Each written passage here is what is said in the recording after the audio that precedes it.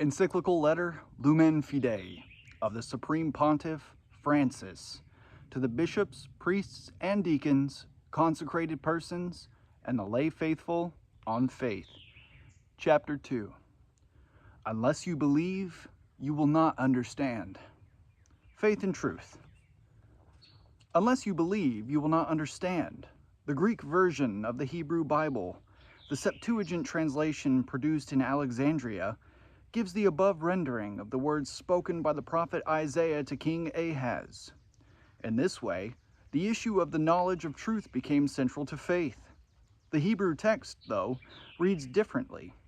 The prophet says to the king, "If you will not believe, you shall not be established." Here, there is a play on words, based on two forms of a verb, "you will believe" and "you shall be established." Terrified by the might of his enemies, the king seeks the security that an alliance with the great Assyrian empire can offer. The prophet tells him, instead, to trust completely in the solid and steadfast rock, which is the God of Israel. Because God is trustworthy, it is reasonable to have faith in him, to stand fast on his word.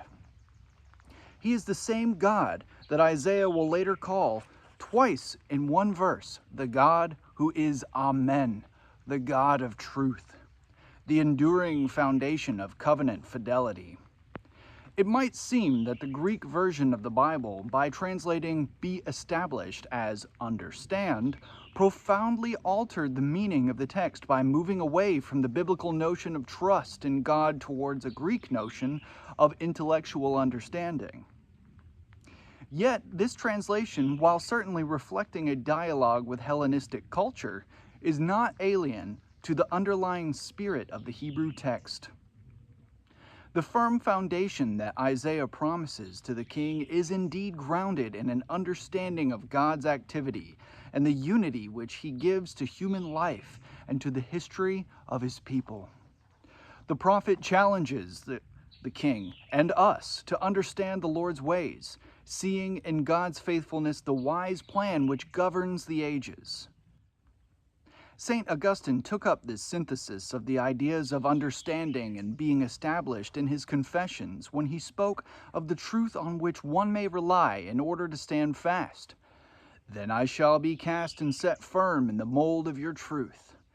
From the context, we know that Augustine was concerned to show that this trustworthy truth of God is, as the Bible makes clear, his own faithful presence throughout history, his ability to hold together times and ages, and to gather into one the scattered strands of our lives. Read in this light, the prophetic text leads to one conclusion. We need knowledge. We need truth. Because without these, we cannot stand firm. We cannot move forward. Faith without truth does not save. It does not provide a sure footing.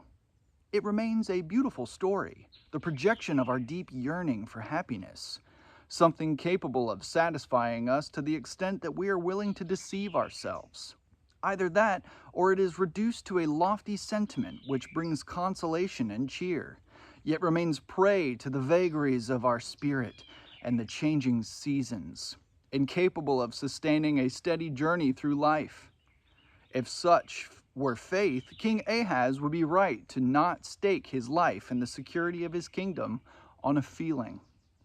But precisely because of its intrinsic link to truth, faith is instead able to offer a new light, superior to the king's calculations, for it sees further into the distance and takes into account the hand of God, who remains faithful to his covenant and his promises. Today, more than ever, we need to be reminded of this bond between faith and truth, given the crisis of truth in our age. In contemporary culture, we often tend to consider the only real truth to be that of technology. Truth is what we succeed in building and measuring by our scientific know-how. Truth is what works and what makes life easier and more comfortable. Nowadays, this appears as the only truth that is certain, the only truth that can be shared, the only truth that can serve as a basis for discussion or for common undertakings. Yet, At the other end of the scale, we are willing to allow for subjective truths of the individual, which consist in fidelity to his or her deepest convictions. Yet these are truths valid only for that individual, and not capable of being proposed to others in an effort to serve the common good. But truth itself, the truth which would comprehensively explain our life as individuals and in society, is regarded with suspicion. Surely this kind of truth, we hear it said, is what was claimed by the great totalitarian movements of the last century, a truth that imposed its own worldview in order to crush the actual lives of the individuals. In the end, what we are left with is relativism, in which the question of universal truth, and ultimately this means the question of God, is no longer relevant.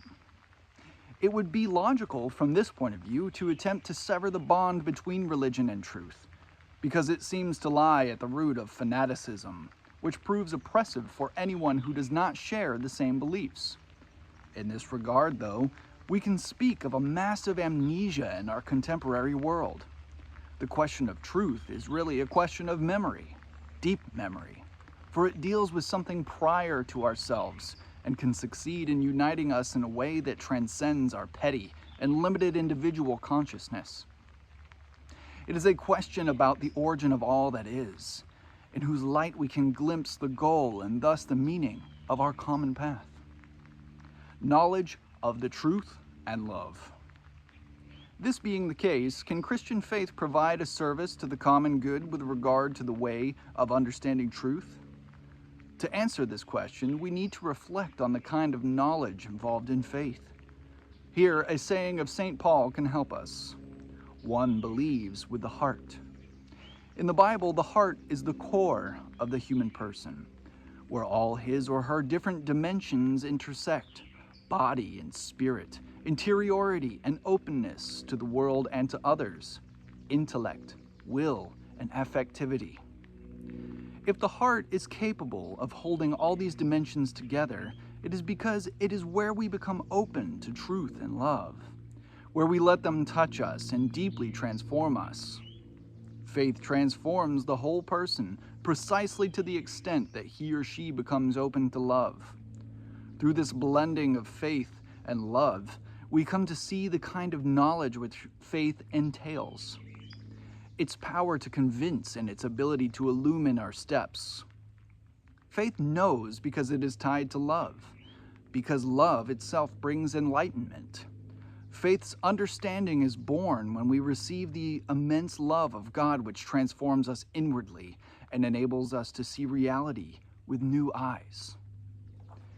The explanation of the connection between faith and certainty put forward by the philosopher Ludwig Wittgenstein is well known. For Wittgenstein, believing can be compared to the experience of falling in love. It is something subjective, which cannot be proposed as a truth valid for everyone. Indeed, most people nowadays would not consider love as related in any way to truth. Love is seen as an experience associated with the world of fleeting emotions, no longer with truth. But is this an adequate description of love? Love cannot be reduced to an ephemeral emotion. True, it engages our affectivity, but in order to open it to the beloved, and thus to blaze a trail leading away from self-centeredness and towards another person, in order to build a lasting relationship, love aims at union with the beloved. Here, we begin to see how love requires truth. Only to the extent that love is grounded in truth can it endure over time, can it transcend the passing moment, and be sufficiently solid to sustain a shared journey. If love is not tied to truth, it falls prey to fickle emotions, and cannot stand the test of time. True love, on the other hand, unifies all the elements of our person and becomes a new light pointing the way to a great and fulfilled life. Without truth, love is incapable of establishing a firm bond. It cannot liberate our isolated ego or redeem it from the fleeting moment in order to create life and bear fruit. If love needs truth, truth also needs love. Love and truth are inseparable. Without love, truth becomes cold, impersonal, and oppressive for people's day-to-day lives. The truth we seek, the truth that gives meaning to our journey through life, enlightens us whenever we are touched by love. One who loves realizes that love is an experience of truth, that it opens our eyes to see reality in a new way, in union with the beloved. In this sense, St. Gregory the Great could write that amor ipse notitia est. Love is itself a kind of knowledge, possessed of its own logic. It is a relational way of viewing the world, which then becomes a form of shared knowledge, vision through the eyes of another, and shared vision of all that exists. William of St. Thierry in the Middle Ages follows this tradition when he comments on the verse of Song of Songs, where the lover says to the beloved, "Your eyes are doves." The two eyes, says William, are faith-filled reason and love, which then becomes one in rising to the contemplation of God, when our understanding becomes an understanding of enlightened love. This discovery of love as a source of knowledge, which is part of the primordial experience of every man and woman, finds authoritative expression in the biblical understanding of faith. In savoring the love by which God chose them and made them a people, Israel came to understand the overall unity of the divine plan. Faith knowledge, because it is born of God's covenantal love, is knowledge which lights up a path in history. That is why, in the Bible, truth and fidelity go together. The true God is the God of fidelity, who keeps his promises and makes possible, in time, a deeper understanding of his plan. Through the experience of the prophets, in the pain of exile, and in the hope of a definitive return to the holy city, Israel came to see that this divine truth extended beyond the confines of its own history, to embrace the entire history of the world, beginning with creation. Faith knowledge sheds light not only on the destiny of one particular people, but the entire history of the created world, from its origins to its consummation. Faith as hearing and sight. Precisely because faith knowledge is linked to the covenant with a faithful God who enters into a relationship of love with man and speaks his word to him, the Bible presents it as a form of hearing. It is associated with the sense of hearing. St. Paul would use a formula which became classic: fides ex auditu. Faith comes from hearing. Knowledge linked to a word is always personal knowledge. It recognizes the voice of the one speaking, opens up to that person in freedom, and follows him or her in obedience. Paul could thus speak of the obedience of faith. Faith is also a knowledge bound to the passage of time. For words take time to be pronounced, and it is a knowledge assimilated only along a journey of discipleship. The experience of hearing can thus help to bring out more clearly the bond between knowledge and love. At times, where knowledge of truth is concerned, hearing has been opposed to sight. It has been claimed that an emphasis on sight was characteristic of Greek culture. If light makes possible that contemplation of the whole to which humanity has always aspired, it would also seem to leave no space for freedom, since it comes down from heaven directly to the eye, without calling for a response. It would also seem to call for a kind of static contemplation, far removed from the world of history with its joys and sufferings. From this standpoint, the biblical understanding of knowledge would be antithetical to the Greek understanding, inasmuch as the latter linked knowledge to sight in its attempt to attain a comprehensive understanding of reality. This alleged antithesis does not, however, correspond to the biblical datum. The Old Testament combined both kinds of knowledge, since hearing God's word is accompanied by the desire to see his face. The ground was thus laid for a dialogue with Hellenistic culture, a dialogue present at the heart of sacred scripture. Hearing emphasizes personal vocation and obedience, and the fact that truth is revealed in time.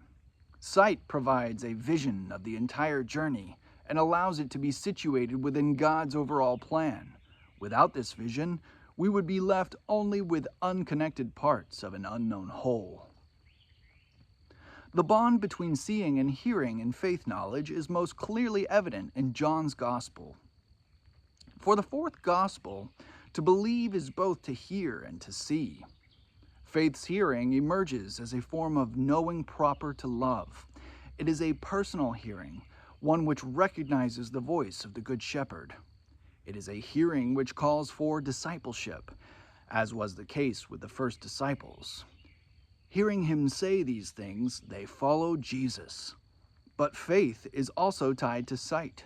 Seeing the signs which Jesus worked leads at times to faith, as in the case of the Jews who, following the raising of Lazarus, having seen what he did, believed in him. At other times, faith itself leads to deeper vision. If you believe, you will see the glory of God. In the end, belief and sight intersect. Whoever believes in me believes in him who sent me, and whoever sees me sees him who sent me. Joined to hearing, seeing then becomes a form of following Christ, and faith appears as a process of gazing, in which our eyes grow accustomed to peering into the depths.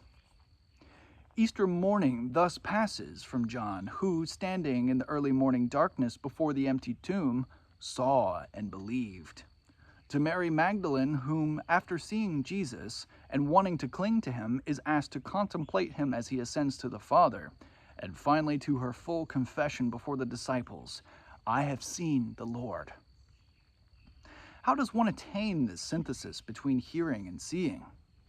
It becomes possible through the person of Christ himself, who can be seen and heard. He is the Word made flesh, whose glory we have seen. The light of faith is the light of a countenance in which the Father is seen. In the fourth Gospel, the truth which faith attains is the revelation of the Father in the Son, in his flesh and in his earthly deeds, a truth which can be defined as the light-filled life of Jesus. This means that faith knowledge does not direct our gaze to a purely inward truth. The truth which faith discloses to us is a truth centered on an encounter with Christ, on the contemplation of his life, and on the awareness of his presence. St. Thomas Aquinas speaks of the apostles' oculata fides, a faith which sees in the presence of the body of the risen Lord. With their own eyes, they saw the risen Jesus and they believed. In a word, they were able to peer into the depths of what they were seeing and to confess their faith in the Son of God, seated at the right hand of the Father. It was only in this way, by taking flesh, by sharing our humanity, that the knowledge proper to love could come to full fruition. For the light of love is born when our hearts are touched, and we open ourselves to the interior presence of the Beloved, who enables us to recognize his mystery. Thus, we can understand why, together with hearing and seeing, St. John can speak of faith as touch, as he says in his first letter, what we have heard, what we have seen with our eyes, and touched with our hands, concerning the word of life. By his taking flesh and coming among us, Jesus has touched us, and through the sacraments he continues to touch us even today. Transforming our hearts, he unceasingly enables us to acknowledge and acclaim him as the Son of God. In faith, we can touch him and receive the power of his grace. St. Augustine, commenting on the account of the woman suffering from hemorrhages, who touched Jesus and was cured, says, to touch him with our hearts, that is what it means to believe. The crowd presses in on Jesus, but they do not reach him with the personal touch of faith, which apprehends the mystery that he is the Son who reveals the Father. Only when we are configured to Jesus do we receive the eyes needed to see him. The dialogue between faith and reason. Christian faith, inasmuch as it proclaims the truth of God's total love and opens us to the power of that love, penetrates to the core of our human experience. Each of us comes to the light because of love, and each of us is called to love in order to remain in the light, desirous of illumining all reality with the love of God made manifest in Jesus, and seeking to love others with that same love. The first Christians found in the Greek world, with its thirst for truth, an ideal partner in dialogue. The encounter of the gospel message with the philosophical culture of the ancient world proved a decisive step in the evangelization of all peoples, and stimulated a fruitful interaction between faith and reason, which has continued down the centuries to our own times. Blessed John Paul II, in his encyclical letter Fides et Ratio, showed how faith and reason each strengthen the other.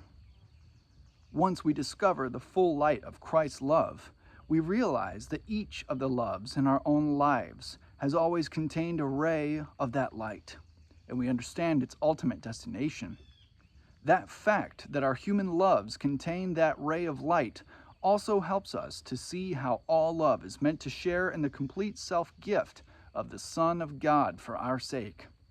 In this circular movement, the light of faith illumines all our human relationships, which can then be lived in union with the gentle love of Christ. In the life of St. Augustine, we find a significant example of this process whereby reason, with its desire for truth and clarity, was integrated into the horizon of faith and thus gained new understanding. Augustine accepted the Greek philosophy of light, with its insistence on the importance of sight. His encounter with Neoplatonism introduced him to the paradigm of the light which, descending from on high to illumine all reality, is a symbol of God. Augustine thus came to appreciate God's transcendence and discovered that all things have a certain transparency, that they can reflect God's goodness.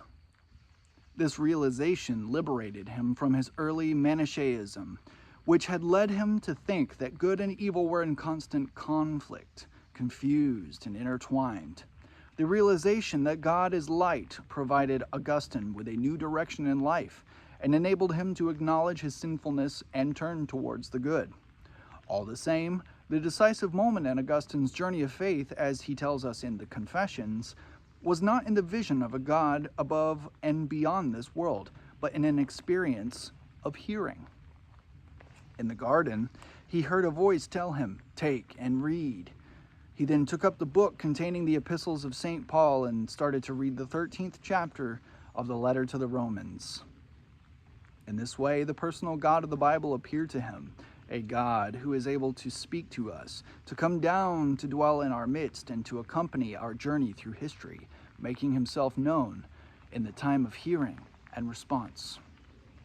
Yet this encounter with the God who speaks did not lead Augustine to reject light and seeing.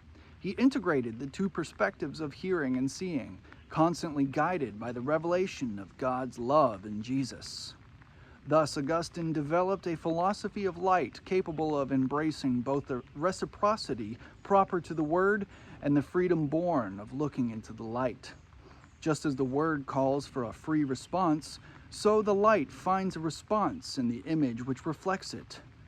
Augustine can therefore associate hearing and seeing, and speak of the Word which shines forth within. The light becomes, so as to speak, the light of a word, because it is the light of a personal countenance, a light which, even as it enlightens us, calls us and seeks us to be reflected on our faces and to shine from within us. Yet our longing for the vision of the whole, and not merely the fragments of history, remains and will be fulfilled in the end, when, as Augustine says, we will see and we will love, not because we will be able to possess all the light, which will always be inexhaustible, but because we will enter wholly into that light. The light of love proper to faith can illumine the questions of our own time about truth. Truth nowadays is often reduced to the subjective authenticity of the individual, valid only for the life of the individual. A common truth intimidates us, for we identify it with intransigent demands of totalitarian systems. But if truth is a truth of love, if it is a truth disclosed in personal encounter with the other and with others, Then it can be set free from its enclosure in individuals and become part of the common good. As a truth of love, it is not one that can be imposed by force. It is not a truth that stifles the individual. Since it is born of love, it can penetrate to the heart, to the personal core of each man and woman. Clearly then, faith is not intransigent, but it grows in respectful coexistence with others. One who believes may not be presumptuous. On the contrary, truth leads to humility.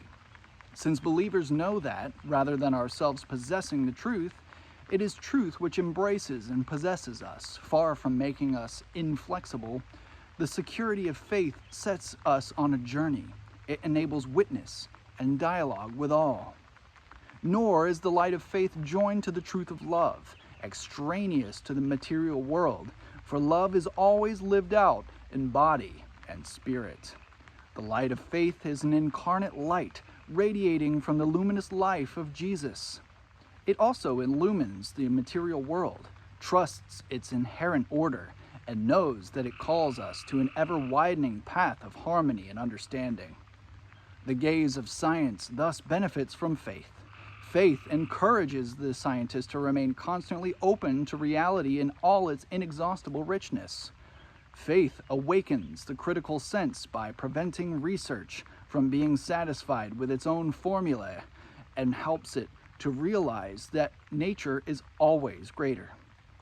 By stimulating wonder before the profound mystery of creation, faith broadens the horizon of reason to shed greater light on the world, which discloses itself to scientific investigation. Faith and the search for God.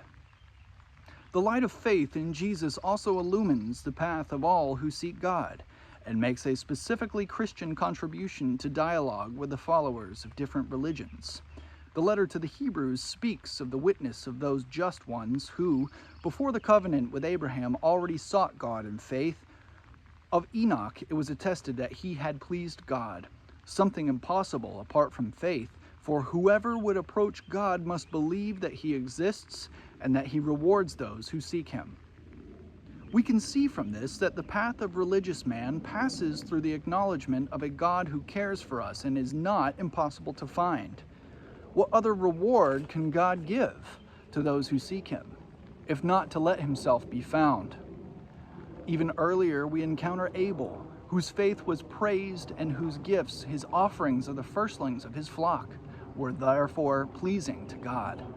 Religious man strives to see the signs of God in the daily experiences of life, in the cycle of the seasons, in the fruitfulness of the earth, and in the movement of the cosmos.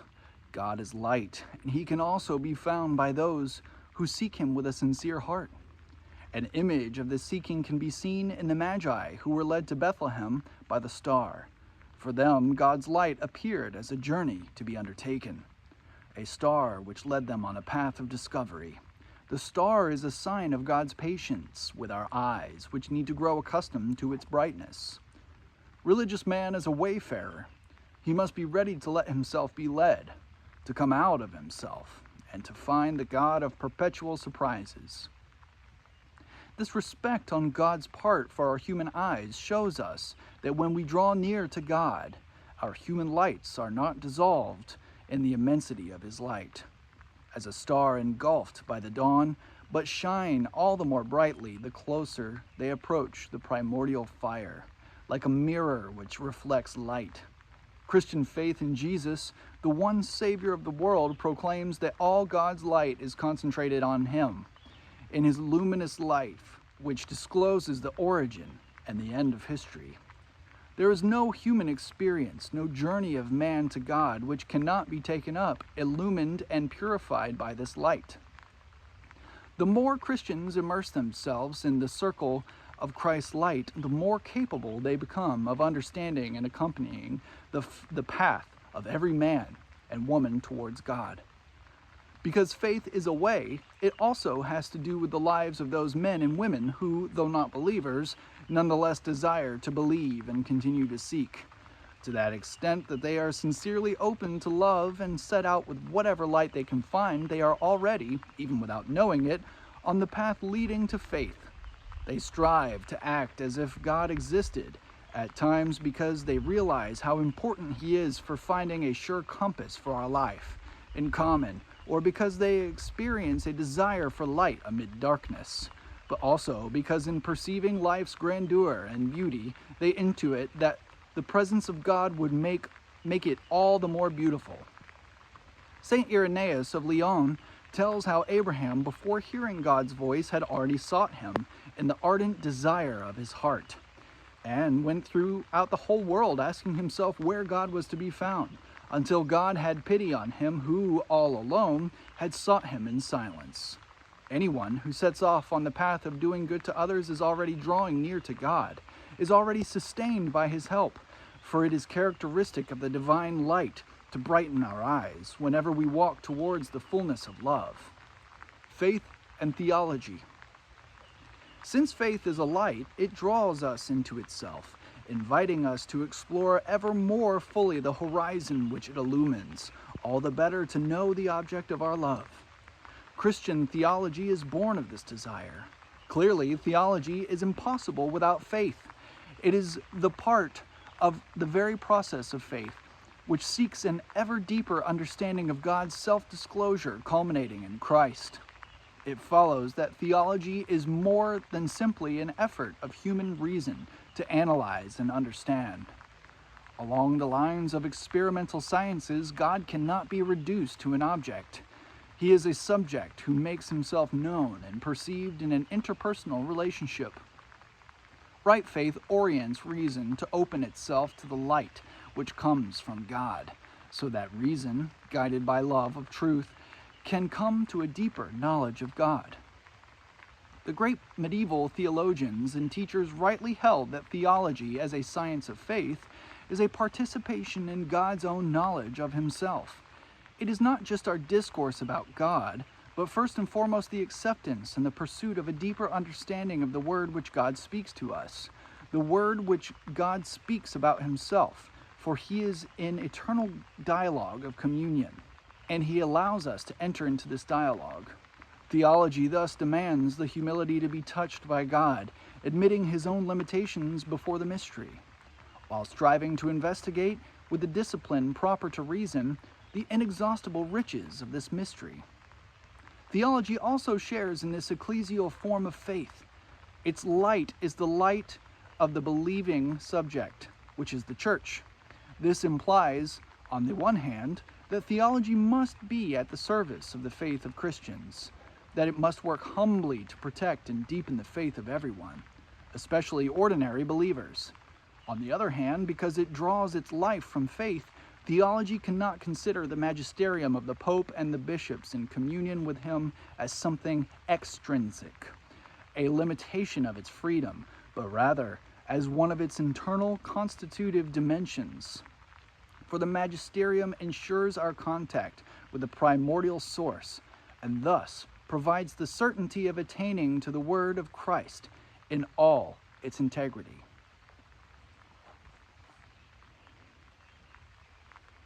Next time, I'll be sure to bring my umbrella. This was getting a little difficult to read as my pages are now all sticking together. But to continue this reading of Lumen Fidei, look out for part 3 on my YouTube channel. Thanks.